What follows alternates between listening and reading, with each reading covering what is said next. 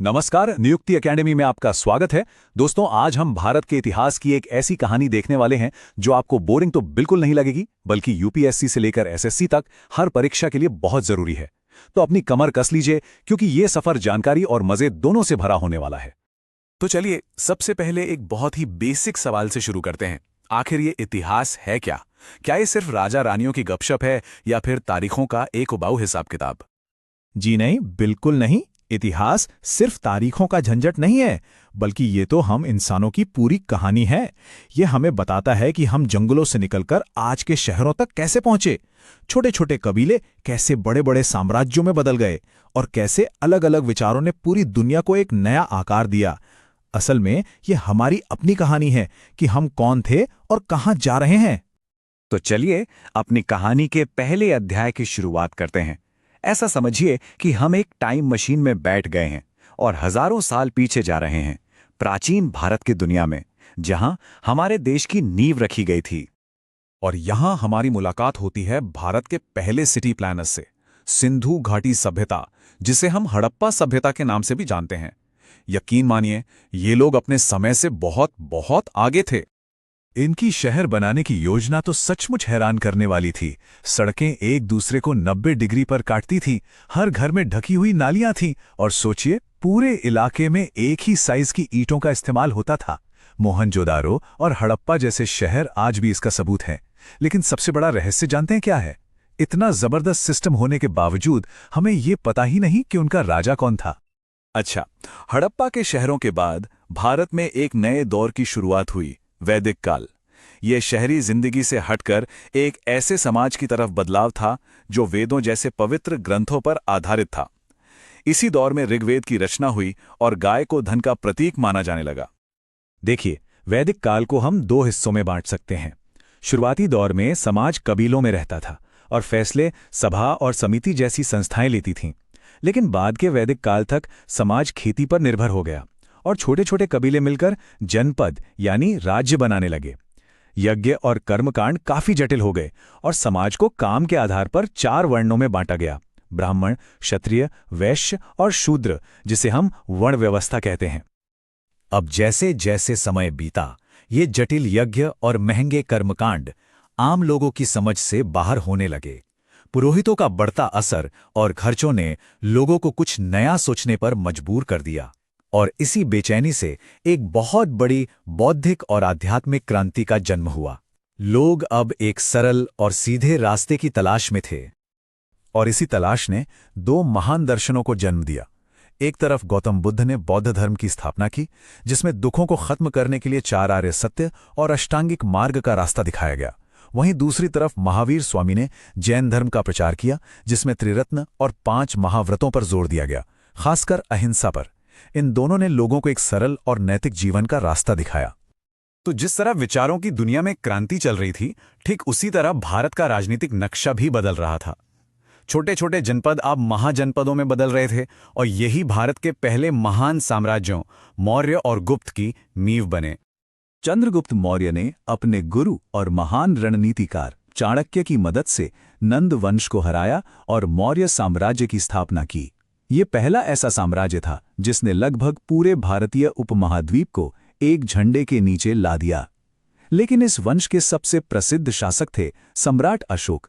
कलिंग युद्ध में हुए खून खराबे को देखकर उनका दिल पूरी तरह बदल गया, और उन्होंने युद्ध को हमेशा के लिए त्याग कर धम्म यानी शांति और नैतिकता का रास्ता अपना लिया और पूरे एशिया में बौद्ध धर्म का प्रचार किया।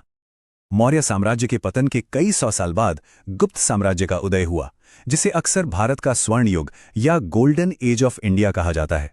ये वो दौर था जब विज्ञान, कला और साहित्य अपनी बुलंदी पर थे। इसी दौर में महान विद्वान आर्यभट्ट ने दुनिया को शून्य का कॉन्सेप्ट दिया। ये बताया कि पृथ्वी अपनी धुरी पर घूमती है, और पाए यानी पाई की लगभग सटीक वैल्यू निकाली। कालिदास जैसे कवियों ने संस्कृत साहित्य को नई ऊंचाइयों पर पहुंचाया। सचमुच ये एक असाधारण युग था। प्राचीन भारत के इस गौरवशाली अध्याय के बाद अब हम अपनी कहानी के दूसरे पड़ाव में आते हैं, मध्यकालीन भारत। ये एक ऐसा दौर था जब नए राजवंश आए और अलग अलग संस्कृतियों के मेल से एक बिल्कुल नई मिलीजुली पहचान बनी। इस दौर की शुरुआत दिल्ली सल्तनत से होती है।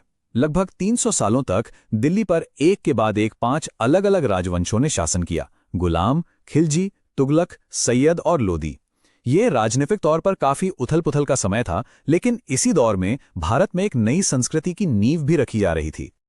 इस राजनीतिक उठापटक के बीच एक बहुत ही अद्भुत सांस्कृतिक संगम हो रहा था। इस दौर का सबसे बड़ा योगदान था वास्तुकला यानी आर्किटेक्चर। भारतीय और इस्लामी शैलियों के मिलने से इंडो इस्लामिक स्टाइल का जन्म हुआ। अब इमारतों में मेहराब यानी आर्चेज और गुंबद यानी डोम्स का इस्तेमाल होने लगा, जिसने भारत की इमारतों को एक बिल्कुल नया रूप दिया। फिर साल 1526 में पानीपत की पहली लड़ाई हुई, जिसके साथ ही दिल्ली सल्तनत का अंत हो गया और भारत में एक नए और बहुत शक्तिशाली साम्राज्य की नींव पड़ी, मुगल साम्राज्य, जिसकी स्थापना बाबर ने की थी। मुगलों ने भारत पर एक बहुत गहरी छाप छोड़ी।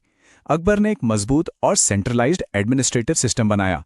कला के क्षेत्र में मिनिएचर पेंटिंग को बहुत बढ़ावा मिला, लेकिन मुगलों की सबसे बड़ी देन है उनकी शानदार वास्तुकला, जो शाहजहां के दौर में अपने शिखर पर पहुंची।